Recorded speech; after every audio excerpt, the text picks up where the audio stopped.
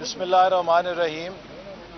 آج پھر Narowal support city کے ایک جھوٹے مقدمے میں عدالت میں پیش ہوا ہوں۔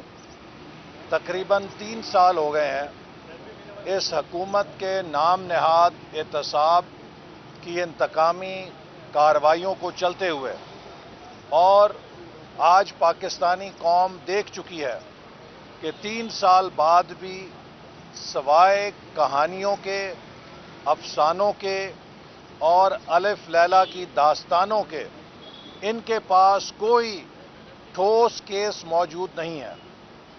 نارووال سپورٹ سٹی جو کہ بین الاقوامی معیار کا پاکستان کے نوجوان کھلاڑیوں کے لیے تربیتی مرکز بننا تھا، اسے انتقامی کارروائیوں سے کھنڈر میں تبدیل کر دیا گیا ہے۔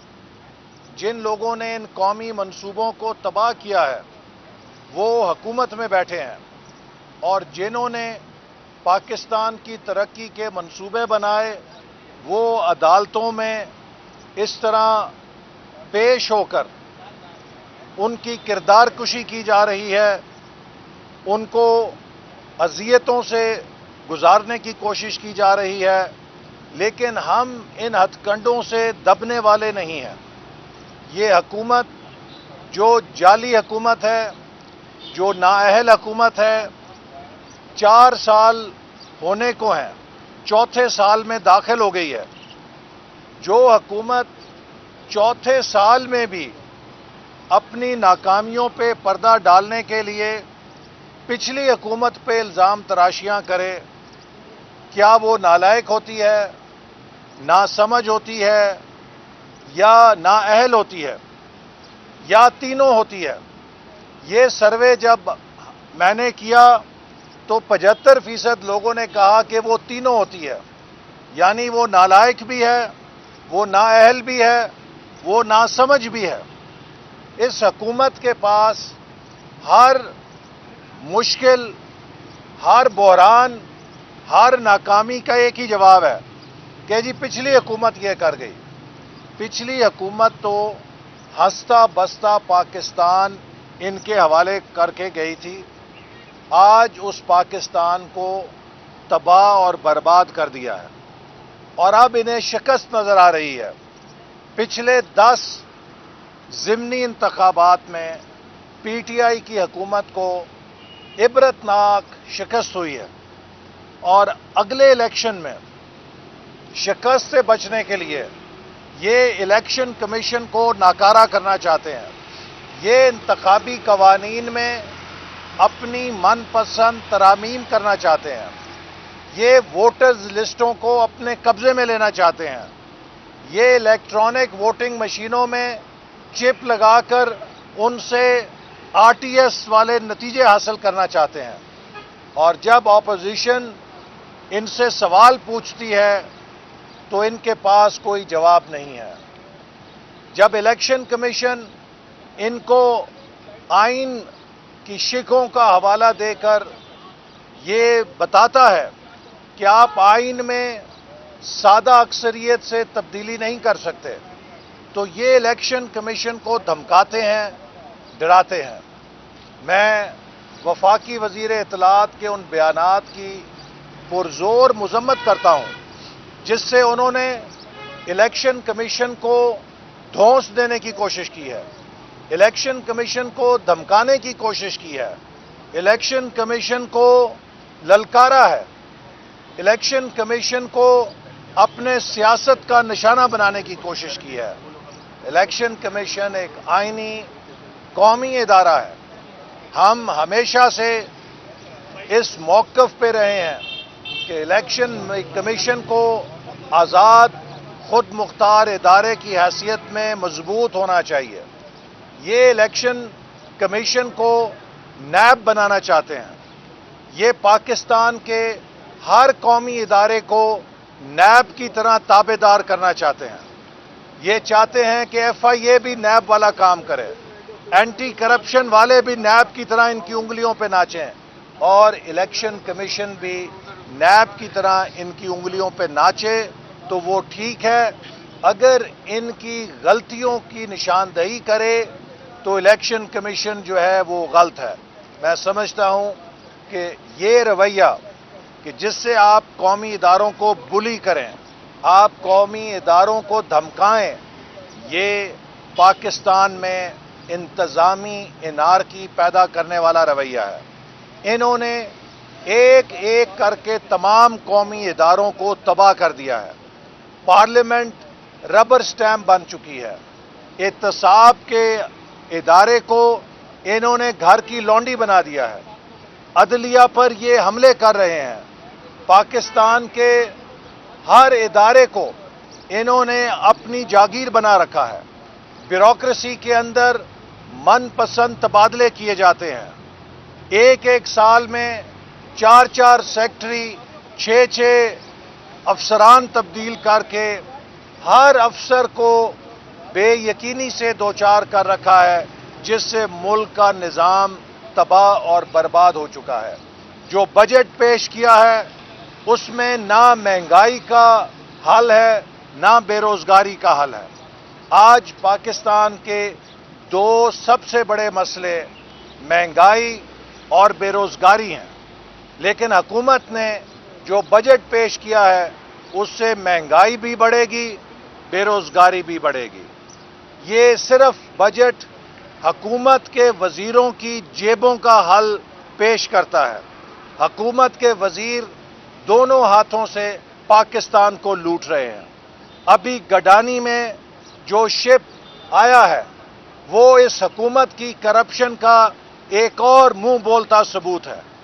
وہ شپ جس میں 75 ٹن زہریلا مواد تھا، جسے بنگلہ دیش نے داخل ہونے کی اجازت نہیں دی، ہندوستان نے داخل ہونے کی اجازت نہیں دی، اسے پیسے لے کر گڈانی کی بندرگاہ پہ لنگر انداز ہونے کی اجازت دی گئی اور اس سے سارا زہریلا مادہ نکال کے ملک کے اندر غائب کر دیا گیا ہے، جس سے ساحل بھی آلودہ ہوئی ہے اور ملک کے اندر بھی زہریلا مواد جو ہے، مادہ جو ہے وہ نہ جانے کہاں چلا گیا ہے اور کس مصرف میں اسے لایا جائے گا.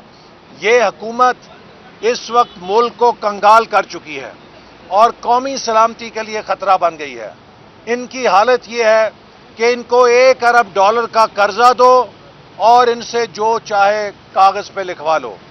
یہ $1 ارب کی خاطر پاکستان کے ہر مفاد کو بیچ سکتے ہیں تاکہ اپنی حکومت کو تھوڑی سی آکسیجن اور لگا دیں.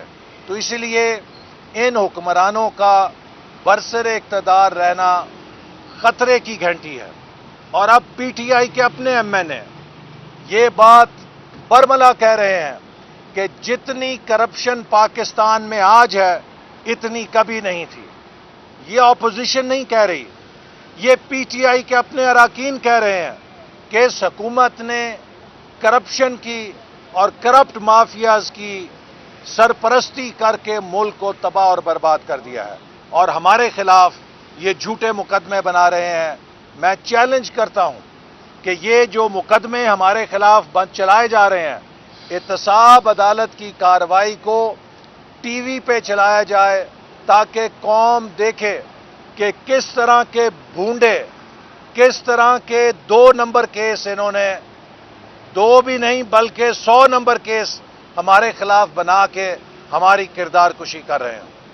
اچھا احسن اقبال صاحب، یہ بتائیے گا کہ گزشتہ روز حکومت کی جانب سے ایکسپریس وے اسلام آباد لاہور کراچی ایئرپورٹ اور جو ہے پشاور موٹر وے اس کو گروی رکھا گیا. تو آپ کیا دیکھتے ہیں کہ حکومت نے ان سب چیزوں کو گروی رکھ کے اور احتساب کے عمل پہ کس نظر سے دیکھتے ہیں کہ گروی رکھنا چاہیے تھا؟ دیکھیے، حکومت نے ایکسپریس وے ایئرپورٹس کو تو گروی رکھ دیا ہے، لیکن اب تو یہ خطرہ پیدا ہو گیا ہے وزیر اعظم کے بیان کے بعد کہ یہ کہیں پاکستان کے ایٹمی پروگرام کو گروی نہ رکھ دیں. اسی لیے میں کہتا ہوں کہ یہ نااہل حکومت جس سے معیشت نہیں چل رہی، جس نے انویسٹر کانفیڈنس تباہ کر دیا ہے، جس نے سرمایہ کاری کو تباہ کر دیا ہے، فورن ڈائریکٹ انویسٹمنٹ پاکستان سے بھاگ چکی ہے، پاکستان کا اپنا سرمایہ کار پیسہ باہر لے جا رہا ہے.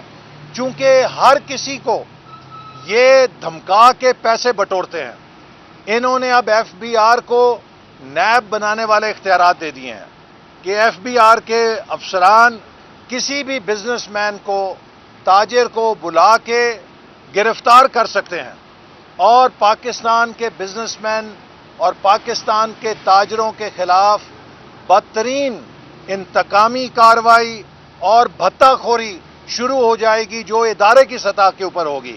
تو جب اس طرح کے حالات ملک میں بنائے جائیں گے تو وہاں پہ کون سرمایہ کاری کرے گا؟ تو لہٰذا یہ ناکام حکومت ہے، یہ ابھی بھی سیکھ رہے ہیں، 4 سال ہو چلے ہیں کہ حکومت کیسے چلانی ہے۔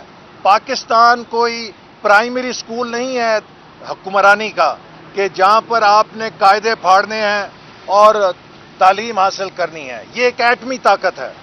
ایٹمی طاقت کے اوپر ایسے اناڑی، ایسے نالائق اور ایسے نااہل حکمران مسلط کرنا پاکستان کی سلامتی سے کھیلنے کے برابر ہے۔ ڈاکٹر صاحب یہ بتائیں، گزشتہ روز آصف علی زرداری اور پرویز الہی صاحب کی ملاقات ہوئی، کیا سمجھتے ہیں کوئی پنجاب میں کچھ سیاسی تبدیلی آ رہی ہے، کچھ جوڑ توڑ شروع کیا جا رہا ہے؟ میرا خیال ہے کہ اب جو حکومت کے اراکین اسمبلی ہیں اور حکومت کے اتحادی ہیں وہ دیکھ رہے ہیں کہ PTI کا جہاز ڈوب رہا ہے اور اگلے الیکشن کے لیے وہ نئی صف بندی کی تلاش میں ہیں۔ تو چودھری پرویز الہی صاحب اور پیپلز پارٹی کے رہنماؤں کی ملاقات اسی پس منظر میں ہے کہ PTI کے ساتھ جو بھی جڑا ہے اسے آئندہ انتخاب میں اپنی سیاسی موت نظر آ رہی ہے اگر وہ عمران خان کے ساتھ جڑا رہا۔ اسی لیے اب وہ ہاتھ پاؤں مار رہے ہیں کہ انہیں کوئی نیا آسرا، انہیں کوئی نیا سہارا مل جائے، لیکن ان کو کوئی سہارا نہیں ملے گا۔ پاکستان کے عوام اب پیپلز پارٹی کو بھی آزما چکے ہیں، PTI کو بھی آزما چکے ہیں اور مسلم لیگ نون کو بھی آزما چکے ہیں، اور ہر پاکستانی کو یہ بات پتہ لگ گئی ہے کہ اس ملک میں اگر کوئی جماعت ترقی دے سکتی ہے، اگر کوئی جماعت پاکستان کو اقتصادی طور پہ آگے لے کے جا سکتی ہے، اگر کسی جماعت کے اندر یہ اہلیت ہے کہ وہ ڈیلیور کر سکے تو وہ پاکستان مسلم لیگ نون ہے۔ سر ابھی حکومت گرانے میں جو PDM آپ کی ایک تحریک تھی وہ تو ناکام رہی ہے حکومت گرانے میں، کیا اگلے الیکشنز میں آپ لوگ ساتھ ہوں گے، پیپلز پارٹی اور نون لیگ ساتھ ہوں؟ دیکھیے، PDM سے پیپلز پارٹی کے نکلنے کا ہمیں نقصان تو ہوا، لیکن ایک امکان بھی پیدا ہو گیا ہے، اور وہ امکان یہ ہے کہ جو 8 جماعتیں PDM میں موجود ہیں ان میں بہت سیاسی ہم آہنگی ہے، اور اگر ان 8 جماعتوں نے مشترکہ طور پہ اگلے انتخابات میں حصہ لینے کا فیصلہ کیا تو انشاءاللہ تعالی چاروں صوبوں سے PDM کی جماعتوں کو کامیابی ملے گی اور ملک میں حقیقی تبدیلی آئے گی۔ Thank you.